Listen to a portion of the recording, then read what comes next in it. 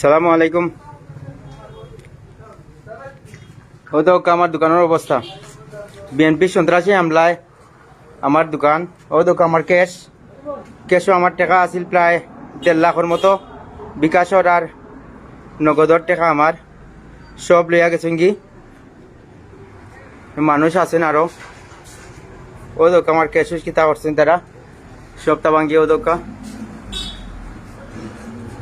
ও দোকা সব সামান পালাইল, ও দোকা সামান পালাইল, বুঝছেন নি। আমার মারিয়া বিএনপি সন্ত্রাসী হলে, বুঝছেন নি, ওই দোকা আমার কেস ফলাই, বুঝছেন নি। আমার দোকানও আইসেন চাঁদাবাজি লাগি আইয়া মারিয়া আমারে আমার সব টাকা পয়সা সব তা লইয়া গেছেন কি, বুঝছেন নি, কেস তাকিয়া। ও দোকা আপনারা, বুঝছেন নি,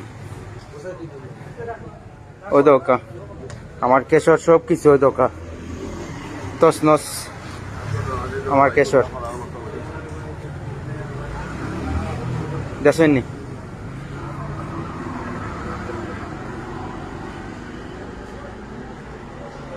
দেখো কা, হ্যাঁ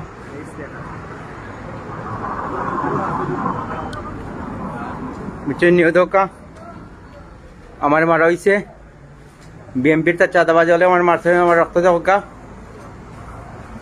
মারিয়া আমার দোকানের সব টাকা পয়সা দোকানের ভিতরে হামাইয়া তারা চাঁদাবাজি আরম্ভ করছে। সুনামপুর গ্রামও হামাইয়া তারা ও অবস্থা করছে।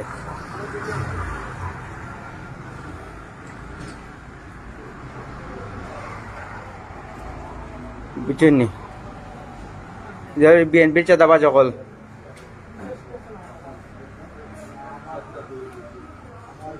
ও দোক আমার ক্যাশ দেখেন নি।